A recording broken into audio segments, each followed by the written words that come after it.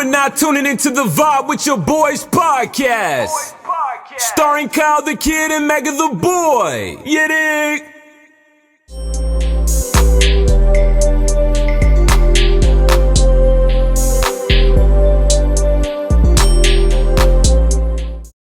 Yes, sir. It's your boy Kyle the Kid and Mega the Boy, and welcome to another episode of Vibe with your boys podcast. What's going on, Mega? I'm fighting with my eye right now, I ain't gonna lie. As soon as we start? Yeah, it's crazy, right? It's crazy. Yeah, but never prepared. I'm good now. You're supposed to be ready for this one. Yeah, we good. You looking kind of blind, brother. We good. I'm gonna let you get situated. I'm gonna come back to you. Don't worry about it. If you haven't noticed already, we got Pastor Jude with us. Yo, what's good, y'all? What's boys? going on, Hey, man? thanks for having me, y'all boys. Thanks for having me. Again. Bro. You was one of either the first or second guest we had. Yeah, like I was like way early, yeah, like in it. bro, it's been 2 years. 2 years, the end of 2020. That was in the deep in the pandemic time. Yeah, right? yeah. Yeah. Sure. Thank you for coming through, man. Most definitely. How has your 2022 been so far? 2022 been good. I ain't gonna lie to you. Grew in different ways, to be honest. Like, cause you coming out of 2021, it was like, it started to feel a little bit normal again after the pandemic. But 2022 now is everybody had to start buckling down and do what you had to do. So yeah, we've been growing in different ways. So 2020, it's been good. I ain't gonna lie, it's been good. 2022. What about y'all? How 2022 been for y'all boys, man? Yeah, go ahead. 2022, I would say, as far as trajectory-wise, not fully going how I planned, like, overall. But I feel like the growth has been definitely in, like, the podcast. So you gotta give, like, be thankful, you know. For sure. At least, you're moving forward, in certain ways of your life, even though it's not what you planned. But I would say it's been steady. It's been good, like steady. I mean, I took some steps back in other areas. Yeah. But for what we're doing here, it's ascending. So I'm blessed for that. That's dope. I'm blessed for that. Yeah. Glad to hear, bro. Glad to hear for sure. Most definitely. And the first time we were here, we had conversation, but we also touched on like your background, your backstory and how you came into being a pastor. Yeah. But this episode all about conversations now. Conversations. No doubt. Let me talk on my videos. Start this. No doubt, bro. No doubt. Most definitely. The first question I want to ask you is getting out of the pandemic. Yeah. Even though there's still stuff floating around, how did the pandemic affect the church to now? Like, that's what I want to ask you. That's a good question. I feel as if like everybody, even if we all got our own different churches, I think anybody with the common sense could be able to analyze how it affects church, period. Because what happened is people got used to being at home, watching streams online and, worshiping online or whatever. So now when it came back to going back in the building, a lot of people, it wasn't on that because, people got different jobs. People started working on Sundays, Saturdays, whatever the case may be. So now people don't see the need to go in a building anymore. Like they feel as if like they could be at home. And they can watch it's still some with the COVID fear factor. Yeah, a little bit. I ain't gonna lie to you. That plays a role too.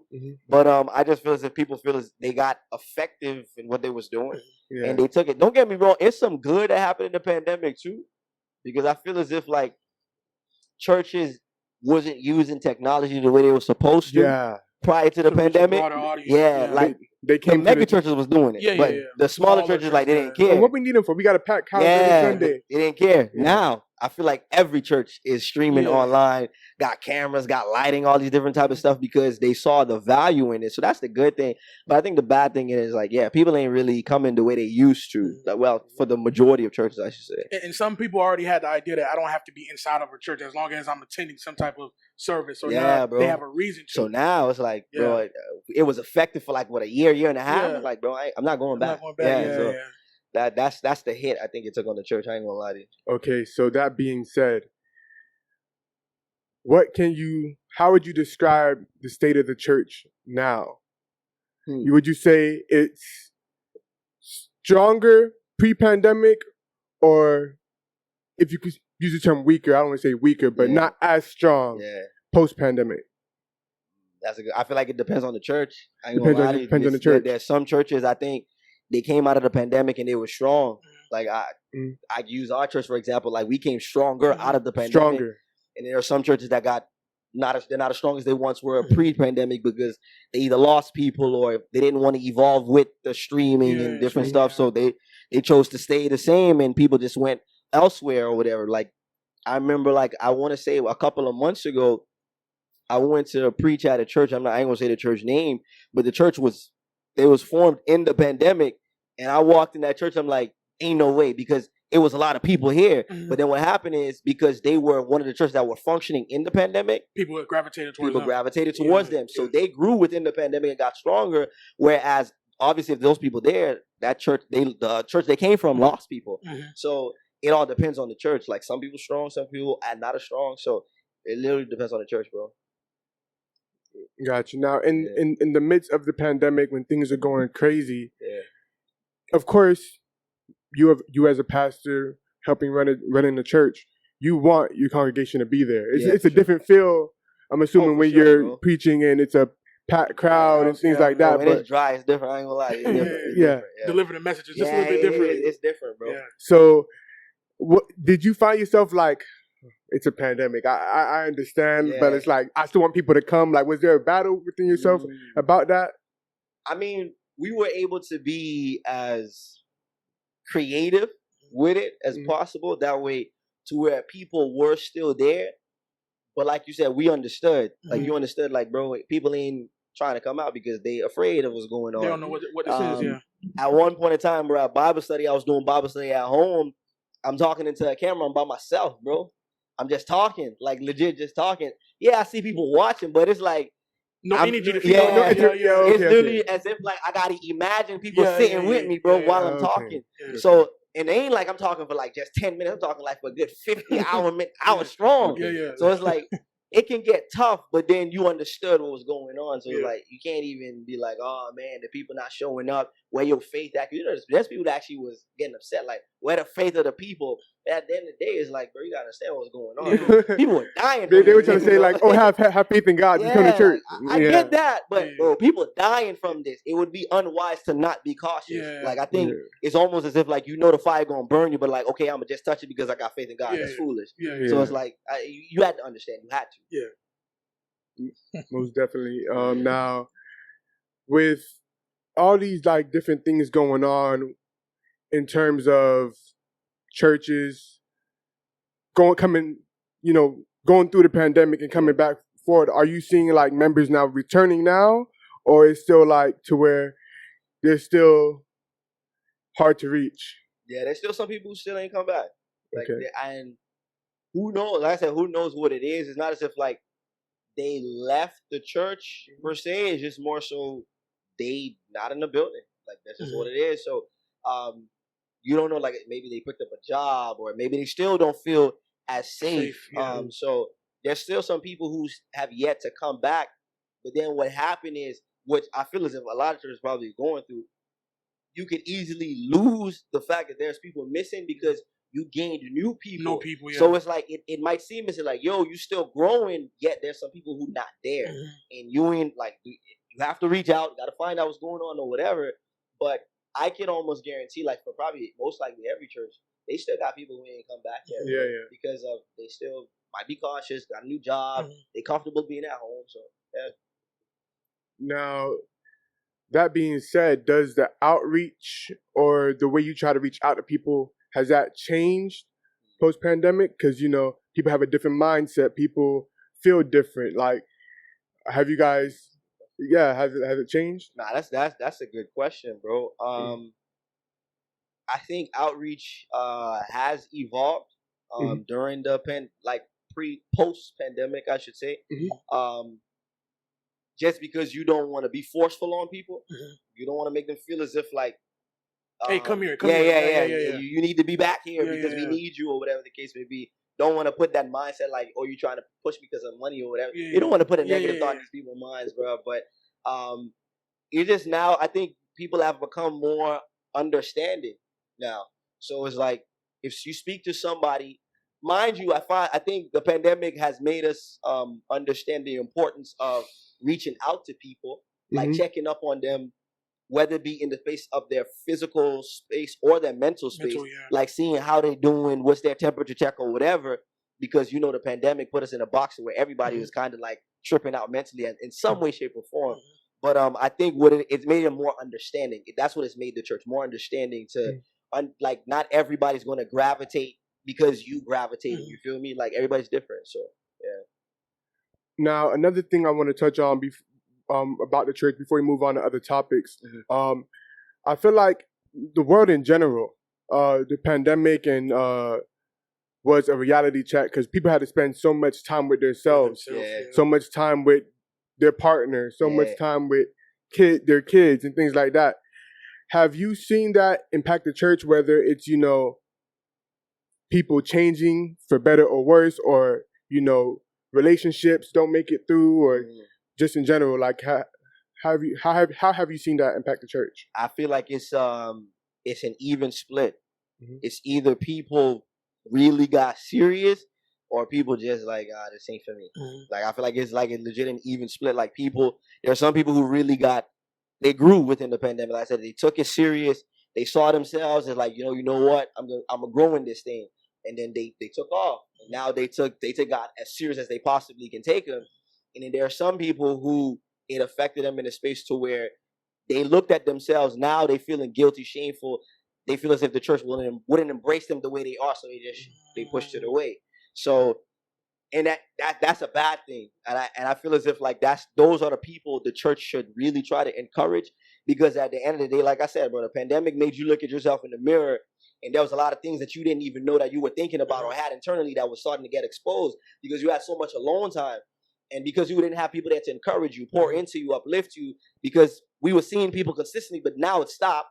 So it's like, instead of them running to the church, it's like, yo, I'm just going to stay to myself because I don't know if the church is going to accept me in this way. And that's where I feel as if that's a negative impact on people. The church can help in that regard if we become understanding. But like I said, it's an even split. There's people who really got really serious, and there's some people who decided to like, yo, I'm going to step away from this because I don't know if the church will accept me the way I am, because now I see like, yo, I'm not as holy or as strong as I thought I was, type thing. So, yeah. Now, how did that same isolation affect you and your message in your daily life of having to reflect a lot? To be honest, the pandemic ain't really certain things didn't stop for you. Yeah, the pandemic ain't really, like, I didn't really have an opportunity to say, like, really think about myself in terms of how I viewed myself until post-pandemic. I feel like I had that moment this year, like, to where there was one day I'm inside the church by myself, and I was just praying, and then like, yo, for some reason I feel like I was in front of a mirror, and then like everything that I thought like, was a good thing that I was doing, I saw it was a bad thing. So a lot of things that I had hidden internally started to get exposed. And we be needing this sometimes. So it's just like, when it happened, what are you going to do with it? Are you going to actually embrace it to make yourself grow? Or are you going to allow it to consume you and make yourself fall back? So at the end of the day, in that moment, when I experienced that, like, it's just like, yo, I'm going to shift my mindset and now truly do what is necessary, what God has called me to do. And then that helps me grow. That's why I said, like, there's people who could be able to consume that and handle that by themselves. And there's people who just need somebody to pour into them and like, yo, you got this. You think about this. If you just think about it this way, you'll be able to function better. But in the pandemic, like you said, things were still moving, because at the end of the day, you still got to think about, how am I get this message across to these people? I got to still do Bible study. You got to make sure the message is still across. You got to make sure now everybody is still being engaged, because we're not seeing each other physically, but everybody wants to see each other physically. How you going to do it? So it's like you still had to continue to move. So I ain't even had that time to really sit down and think about myself.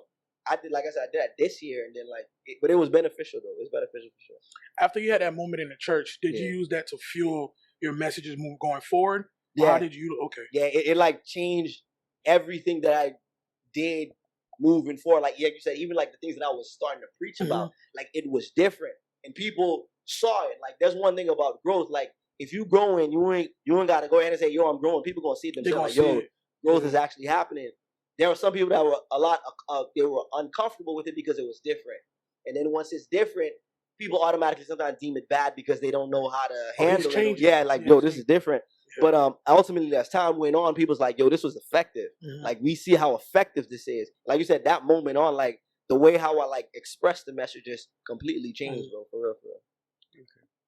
Now, Megan, take it away. All right, so over the last a month or so, I don't want to say church has been getting a bad rap. I'm going to just say your peers have been wilding out. But they have been wilding out, right? And for me, right? Yeah. I believe in, I call him Big Mac. Yeah, I believe in Big Mac. I believe in that. That's my guy right there, right? And when I hear people using situations like that to say, to criticize the church as a whole, or the word as a whole, it don't sit right with me. Yeah. Cause I'm like, in everything, right? Every tree have a bad apple. Yeah. Every mango tree have a bad mango. Yeah. Like, it's always that bad batch, right? But we're gonna start with the first one. Yeah. Me personally, right? I don't think just because you're a pastor, you're called to live in poverty. I don't think you're called to, oh, you can't treat yourself, whatever. For sure. Because you're a pastor. Yeah. But I also do think no pastor should have $1 million worth of jewelry on in the church. Yeah.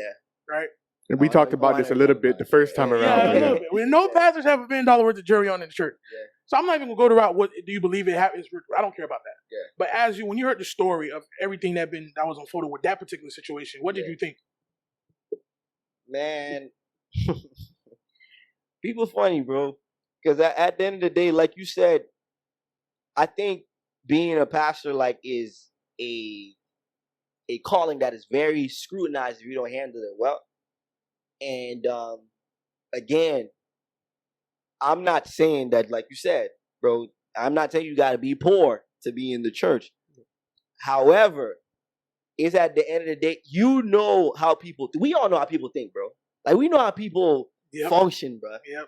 So, let's say, for example, bro, I don't know exactly where bro church at or whatever, but let's say he's in a community where it is poverty within that community. I mean, he was in Brooklyn, New York. Oh, he's in Brooklyn. Yeah. So it's a possibility that it ain't, the area that he's at is not the best area. Yeah. Like, the schools maybe not be 100%, or maybe the houses not be 100%, or whatever the case may be. If you have $1 million worth of jewelry, I would think you would want to invest in your community. Not only in the church, but like truly like give back to your community in some way, somehow, like shelters. Some capacity, in some way, shape, or form. Yeah. Because at the end of the day, if you don't, you giving people a leeway to say what they say about you. And at the end of the day, when you do try to defend yourself, really, what can you say at that point? Because if you're not investing in the community that you're in, it's cool that you probably in your church, you doing what you got to do in your church, but the church cannot function only in the four walls. You're supposed to expand in your community. Like, it's sad if you have a church, but then the neighborhood that you're in, they don't even know the church exists. Because the only thing that you do is within the four walls. You don't give back to no food drive. You don't do no give back to school drive. You don't do nothing within the community. But then you drive in a Bentley, like you got, like you said, $1 million jewelry on you, Gucci suit or whatever. It looks bad. Like, no matter how you try to slice it, bro, it looks bad. So it's like, at the end of the day, bro, I think they need to be more wise with how they function, bro. I ain't telling, bro, if you want to have $1 million stuff, go ahead, do what you gotta do. Yeah. But I hope you have another $1 million that's being invested in the community, bro. That's just what it is, bro. Because you have to understand whether or not you're doing it good for the good or whatever. Yeah. You have to know the perception people have on bro. you. Facts. Whether you probably don't make $1 from the church. Yeah, bro. You could probably sell books. You probably have a real estate company. But when they see you come a certain way, they're like, he's stealing that from the church. Facts. Yeah. No matter what you do, bro. Like you said, it doesn't matter even if you have, because I've heard people when they're like, yo, these pastors, they have this money from outside endeavors, like you said, books and real estate and all this stuff. Like, you can't, bro, you got to understand the perception. You are called to lead people to Jesus, bro. The minute you take people's eyes off of that, now they're looking at you like you funny, it's almost as even if you didn't have bad intent, bro, it's going to be looked at wrong regardless. Yeah. So it's like, I think people need to be more wise in that, bro. Like, People just don't be thinking, bro. I ain't gonna lie. That's just what it is. Yeah. Did you, from the same pastor, did you see where he was showing everybody his prayer closet? Nah, I missed that. I didn't see that one. He was showing everybody his prayer closet, but it's his actual closet, like a mini apartment. Yeah. And he has like all the designer stuff, and he's like literally talking about it and everything like that.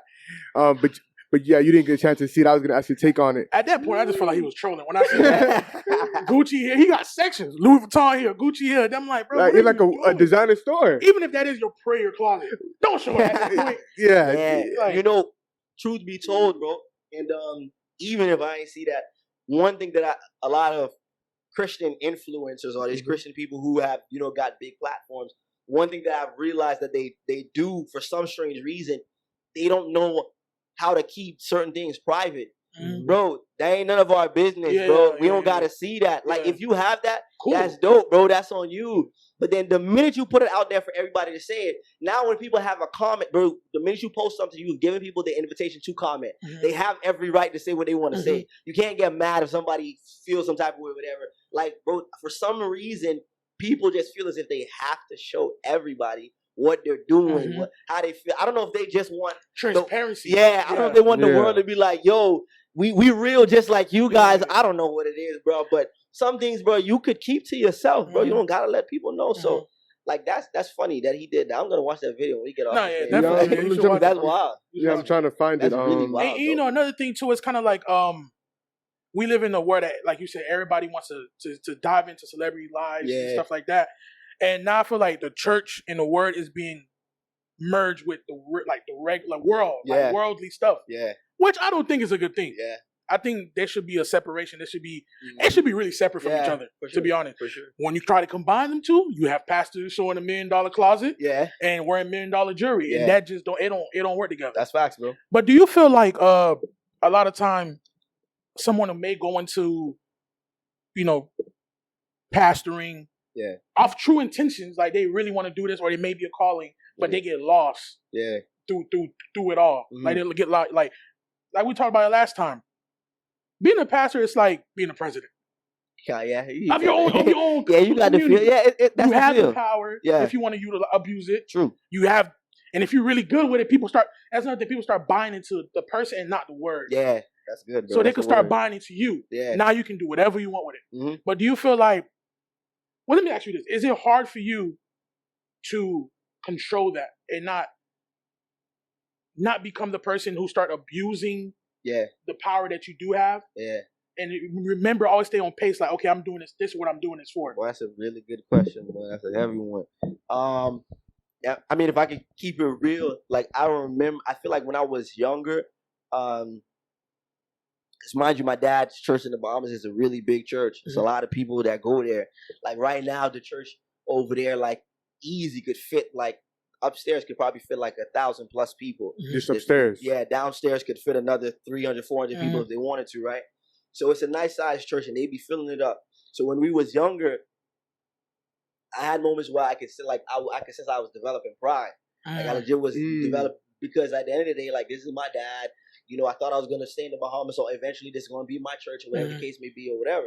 So I developed pride early at an early age. As time went on, even over here, I want to say like probably in the early stages of the church, 2013, 2014, around that time, I still had it. But then what happened is like, bro, all it takes is just one moment to God to humble you, bro. You realize like, yo, it ain't all about you in any way, shape, or form. And then as time went on, that's when I realized, bro, it ain't me, bro. Because I've seen myself even back in the day on my worst days when I ain't know what I was doing.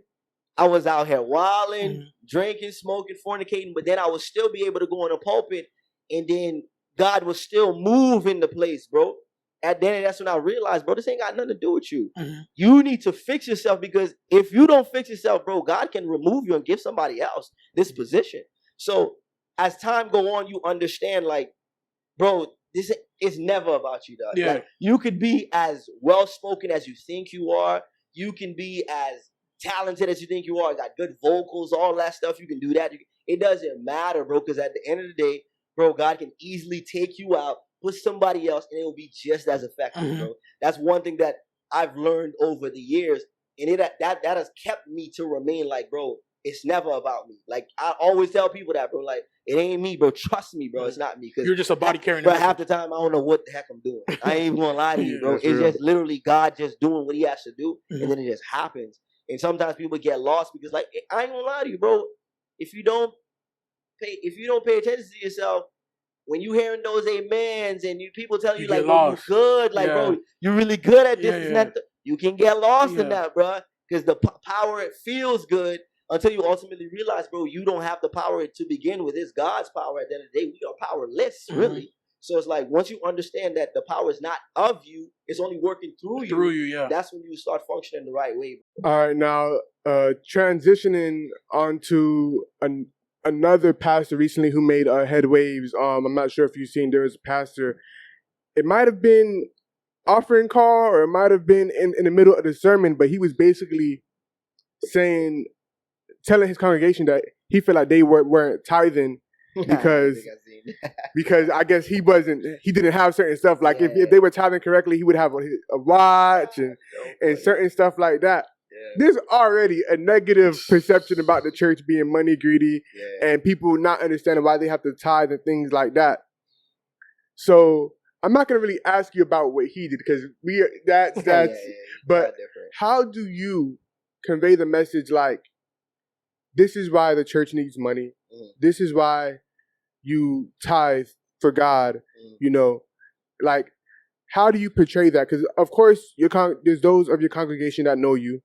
They know the message of the church, but there's a visitor that come in. They haven't been to church in 5 years, and then they see the offering going on. Oh, here y'all go. So like, how is that for you? I mean, don't get me wrong. Like, as a pastor, there's a scripture. I think it's in 1 Timothy. It even is in I want to say in 1 Corinthians also, where it talks about basically, like, the church is supposed to is called to take care of the pastor, because it says the pastor, like, the work is worthy of his wages. So basically, the pastor is supposed to live off the ministry. However, that does not mean the church is supposed to be giving him. He has to have money to get a Rolex. That's not what it is. But however, the church can actually function to be able to pay him. It is necessary the church to pay him. But even in the other aspects, I mean, I think people just need to sometimes just need to take themselves out of the negative aspect of what church is represented and just think about it in common sense. Bro, the church, even though, yes, this is God's house, we're in the 21st century, so it has to function as if it is a business. There's a business aspect of the church. Yes, of course. You got to pay the light bill. You got to pay for the internet. You got to pay for the water. Like, every single thing. If you want good musicians, you got to pay for them. Like, there's so much things that needs to go on for your church to function well. And I think sometimes people give church like this flack. Like, I don't know what they really want from the church, because at the end of the day, you don't want to come to the church and the musician's trash. You don't want to come to the church and let's say the worship leader is not a good one, or the lights are, there's no AC in the church. If your church hot, boy, if you go to a hot church, bruh, that's a whole different ballgame. You're sitting there for 2 hours and it's hot. So it's like, you want the church to be at its peak form. Okay, for that to happen, we need bread. We need money. Money has to come in order for that to happen. But then, when, let's say, for example, you do have the good musicians, and then the pastor is getting paid. Mind you, I don't know how he's handling himself, but he's getting paid, and then the AC is on, lights on, all that stuff. You're still going to complain like, oh, the church using my money. Well, they have to. And at the same time, too, again, the same thing we talk about community. I think if the church would show the people what they're doing with it. Like, yeah, you getting all this money. We see all the lights on or whatever the case may be. But what else you doing? Are you helping out missions? Are you helping out the community? Are you doing this? Are you doing that? Are you helping out the people in the church who don't have jobs? The wives in the church who lost their husbands? Are you doing these things? Because if they see their money going to those things, I don't think people really going to complain. They like, oh, the money being used effectively. But if I don't see nothing going, like, let's say I'm tithing all the time, bro, but the AC still don't work. But the musicians still trash. Like, hold on, what's going, like, what am my money doing? Like, if you telling me to tithe, I need to see it do something. So it needs to do something now. Like I said, that video with bro is very, very funny. Because he went like, yo. He was going off on the congregation. I'm like, yo, I don't know. I'm like, bro, I wonder if bro forgot he was live. Like, what? Bro had a moment. It was like, I'm tired of this. He seen Buddy from Brooklyn. And was like, you know what? I need to put my feet. I need to get some of that. I need to put my feet down. It was wild. Like, he was talking crazy about. Nah, he was, bro. I was in there like, man, cut. I really want to know if he forgot he was live, though. And like, he started kind of like shaming people's jobs. Yeah, like, bro. Come on, bro. Yo, people funny. People funny out here, bro. People funny out here. Now, but all that being said, before we kind of venture off, when these type of things happen, do you have to like check yourself and be like, yo, I gotta make sure people see me in a certain way? No fact. Bro, because at the end of the day, bro, like one bad apple mess up the whole bunch, bro. So now you see one's like, they looking at Pastor Jude like he looking kind of nice. He looking kind of nice. I never seen that blazer before. So I wonder where the bread going. Like, so it's funny, bro. So like now you have to make sure like the people who's with you, like they know you for real, Mm-hmm. Like you can't go up there and be saying crazy stuff. Mind you, I pray, glory to God, I never do anything wild like that. But it's like you just got to make sure like the people who with you, or even what you portray on social media, or whatever the case may be, people see your track record. They be like, nah, he not like that. But for sure, like they see one. I know you should probably look at them comments and like, yo, that's how the church is. That's how all them pastors is. Not anything like every pastor. Oh, the truth like is coming that. out. Yeah. So it's like you just got to be careful out here, bro. These boys wild. A question I got is, where do you draw the line of being real as a pastor? Because we could all agree the other guy was showing the cloud. That's being too real, right? Yeah. But you still have to be transparent and show that you're just a regular human being, just like everybody else. Yeah. You can't show yourself as being above. Yeah. So where do you draw the line, and how do you? That's a good question. But where do you draw the line? I mean, I feel like that's one of those things that you just would know, like that. At the end of the day, let's say, for example, on Tuesdays we have young men's ministry, where all the young men in the church, we come and we sit down and we chalk it up and talk about life or whatever. That's not on camera. I'm in the confines of the church. Bro, I can pretty much say anything at that point. Like I'm not gonna, make it seem as if like, oh, them boy struggles is not my struggle or whatever. Nah, I'm gonna be as real as it possibly gets. But then let's say on a Sunday, I'm preaching a sermon or whatever the case may be. Like, there's just some things that should not be said on the pulpit. Like, I think you need to understand when to actually, like, there's a scripture in James 1 that say, like, bro, you got to be slow to speak. Like, there's some things you just got to know not to say. Some things you got to know not to do. At the end of the day, bro, off camera, me and you talking, and you ask me something about life, bro, I'm going to give you a real answer. Yeah. Like, I'm going to legit talk to you and let you know what it is.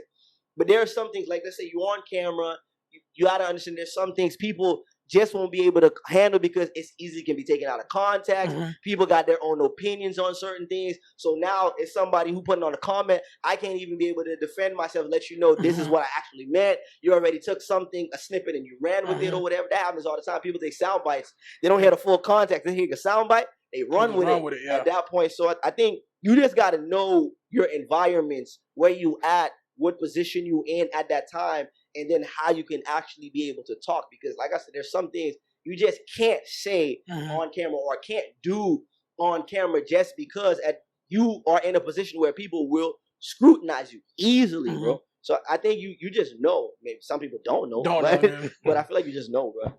Got you. Now, I have a question. Something that actually I've been always conflicting with in my head for like a while. Every time, people talk to me or ask for advice or do certain things. Yeah. With the church and in general, people don't like to be judged. Yeah. But I have this thing where I don't think certain stuff is judgment. I feel like judging somebody is like you're coming from a place where you think you're better than them. Yeah. And you're like saying like, oh, you're going to do like, just talking down on them. Yeah.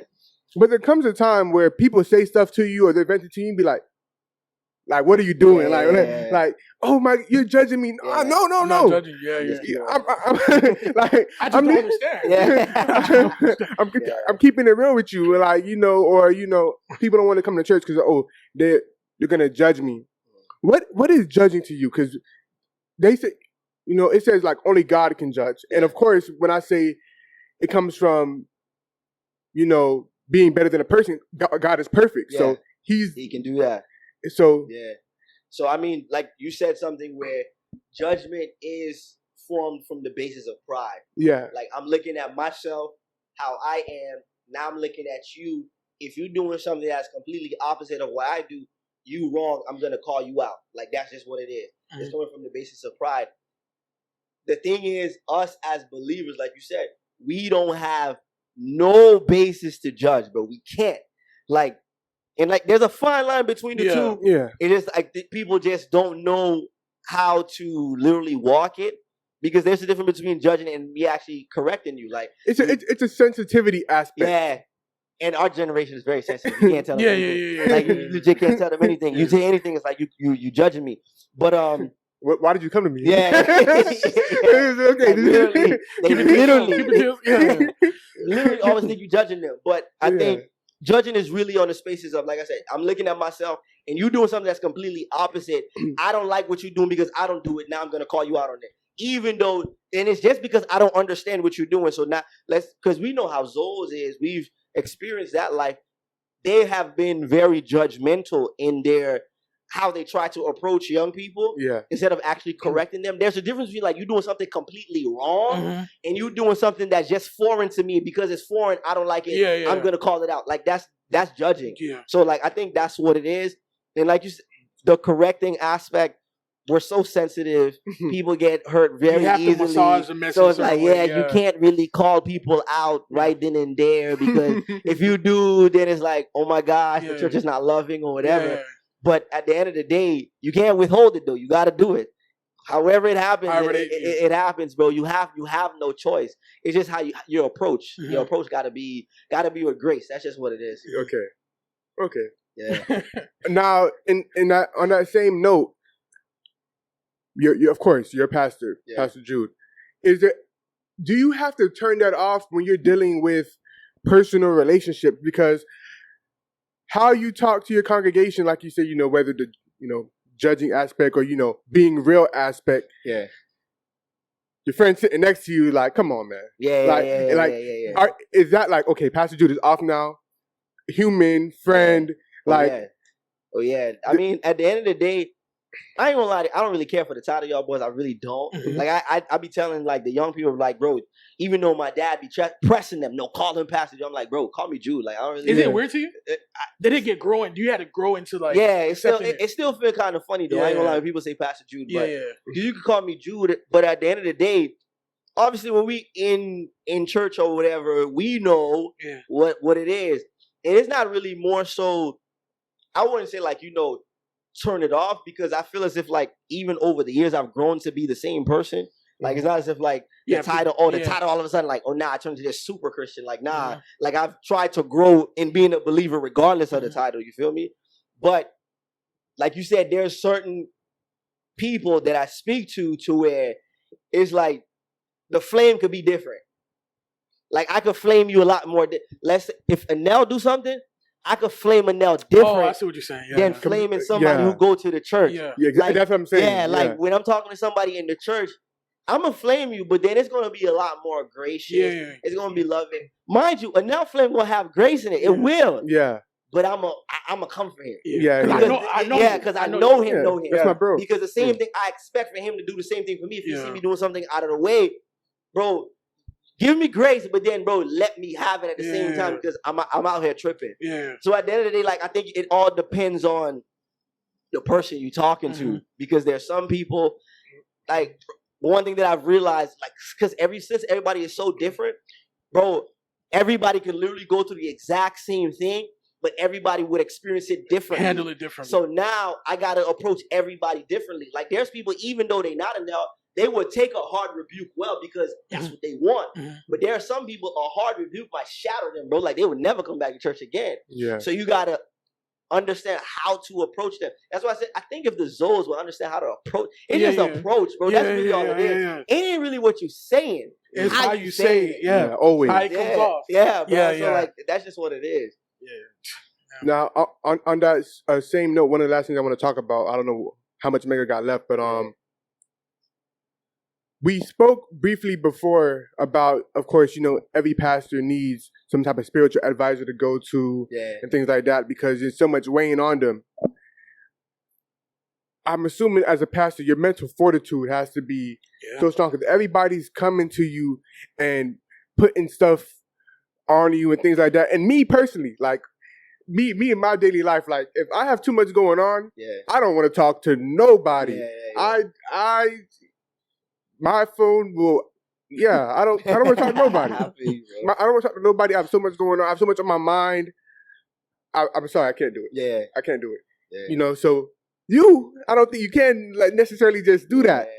So bro. How is that for you? And, do you ever find yourself like, man, I need to decompress. I need to, There be moments like that, bro. I ain't gonna lie. There be moments when you need to decompress because what happens, like you said, bro, you can have a crazy week where literally everybody hitting you up like, yo, this is going on. This is going on. And it's energy. It's energy coming on to you. Literally, bro. And one thing that I experienced this one time, and I said I would never do it again. I remember one time I went to church, bro, and I went there on a Sunday night, and I had like the worst energy ever, bro, because something that happened during the day.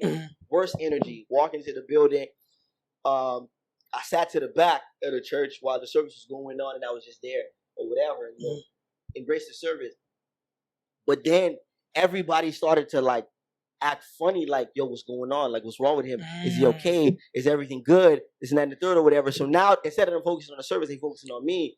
And I'm like, yo, you really can bring your energy here, bro. Because at the end of the day, people going to act funny. So I learned, like, bro, it is moments in the day or throughout the week that is necessary to have your moment by yourself because it's a lot to take in. It's a lot to take in, bro. Because at the end of the day, especially when you are in front of them physically, the expectation, even if they don't tell you, the expectation is that you're supposed to be at your peak, your best level. You can't come in here and be half. Like, even if they like, no, it's okay. Unrealistic. That's not true. They want you to be They're looking at you as you have to be at your peak level, bro. And that's something I feel as if, like, we should embrace because at the end of the day, bro, God has called you to do this. You want to make sure that you lead these people well. That's why I said outside of the church, outside of the building, it is necessary that you have moments to yourself. That's why even now, truly, bro, especially with the young people, they only see me on Wednesday and Sunday. Even though there's stuff throughout the week that they have going on, I don't be there a lot because, like, bro, I'm away from them as much as possible because there are moments like I need to myself, bro, to be able to make sure, like, when they see me, bro, like, I can give them everything, like, everything that I got. Like, I'm coming here with all my energy. I can give it everything they want, like, they can get type thing. So it's necessary, bro. That decompression, necessary, bro. Sure, definitely. Maybe you got anything? Yeah, I got two more things I want to touch. For a long time, right, I always hear people say the calling, you're calling from God. Yeah. The calling and what God called you to do. Yeah. And for a while, I was kind of like, how do you know whatever you're trying to do is the calling that God has for you, right? And, this year, I kind of think I'm starting to see the sign just a little bit. Yeah. Just stuff that happened. I'm like, that's not a coincidence. Yeah. But how would somebody come up to you and say, like, how do I know what I'm doing is my calling from God? How would you, I guess, lead them or tell them, like, how would you explain that to them, I guess you would say? So, like, a couple of weeks ago, we were just talking about it because purpose and calling is two different things. I feel like ultimately everybody who's a believer has the same purpose to literally glorify God by what you do. Like, that is ultimately our purpose. But our callings is how we do that. What it is that God wants us to do. I feel as if each and every one of us has something that God is going to draw us to. It's not more so people going to tell you, yo, this is what you got to do. This is what you got to do. Because if somebody telling you this is what you got to do and you don't see it, then now you're going to forcefully do something that you never even feel like you wanted to do it to begin with. But when you see your heart start to draw to it, like, for some reason, like, every time that you do this, you find joy in it. You find, like, passion in this. Like, nobody has to push you to do this. Like, this is you willingly doing this every single day. And then now when you do it, people are telling you, like, yo, I was blessed by what you did. Like, you inspired me. You encouraged me. Like, and mind you, just like, yo, I'm just regularly functioning. But at the end of the day, like, this is what you are drawn to. You're going to see that that's your calling. And now what you see, once you draw to it, you ultimately pray about it. Ask God to give you more guidance into to understand exactly what it is that you're doing.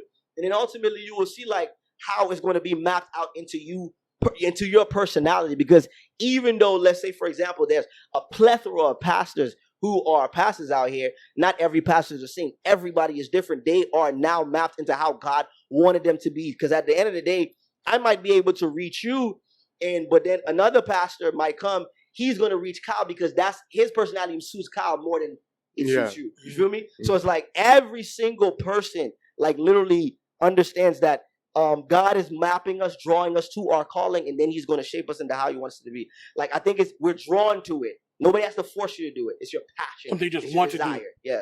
Gotcha. I agree. Yeah. I agree. Yeah. And my last thing, something happened earlier this week at work. Yeah. And since that happened, I've been thinking about this, right? At the very least, right? Whether somebody believes that there's a God or there's a Jesus or there's a heaven and hell or there's a life after this life, I think everybody can come to the agreement that at the very least, the idea that there may be something after this, or that the idea that there may be an eternal life, or live right here so you can live eternally. I think that allows a lot of people to try to move the right way at the very least. Because every day we wake up, we're at the mercy of each other. I'm at the mercy of him. I'm at the mercy of you. True. My Uber driver, my worker, my coworker could come to work and want to kill everybody. True. I'm at the mercy of you. So I think at the very least, I think we can all come to the agreement that the idea, whether or not you believe or not, has kept a lot of people, has kept humanity from killing each other off. Yeah. You right? And I just want to say that. It's not a question. I just want to say that. I agree. I agree with that because I think even a few months back, like we were speaking about grace, like I firmly believe that even if you don't believe in God, every single person in this world experiences grace from God. Yeah. Even if you don't believe in it. of course. Because at the end, like you just said, bro, we're not waking up ourselves. Yeah. Like, it's not us who are making sure that our health is 100%. Yeah. We ain't the ones who making sure that we're not having accidents or whatever the case may be. Like, bro, in some way, shape, or form, God has his grace on everybody, bro. Like, so, like, I firmly agree with that, bro. Even if you believer or non-believer, like, I believe with that. Most definitely. And before we end off, let the people know where they can find you, find your church, anything you want to let them know moving forward. I mean, New Calvary Evangelical Church, our Instagram, I ain't even gonna count. I don't remember it, bro. I think it's New Cali. If you do New Cali, you might find it. I'll put it there. Yeah. NewCali.yam. I think that's what's the name. But my Instagram is my name, Jude Sherame, JUDECHERAIME. Very simple. I mean, just at the end of the day, I think one thing that we have been able to do at our church, whether you're Haitian or not, I mean, obviously we do a lot of Creole worship, that's the only thing, but whether you're Haitian or not, I feel as if like we've kept it traditional, but at the same time, it's not traditional at the same time too. Like, if you come there, no matter who you are, where you come from, the atmosphere is welcoming. It lets you feel as if, like, at the end of the day, this is not a place to where I'm going to be condemned. This is a place that I'm going to be. I can be myself, and I can literally, God is going to meet me where I'm at. Like, that's the desire for the church. And like I said, we've grown a lot, and we're not satisfied. The desire is for us to keep on growing, bro. Yeah, For sure. Most definitely. Yeah. Well, make sure you guys like, comment, and subscribe. Thank you for tuning into this. It's Kyle the Kid, Mega the Boy, Pastor Jude, and we out. Yeah, did. Yes, sir. Most definitely.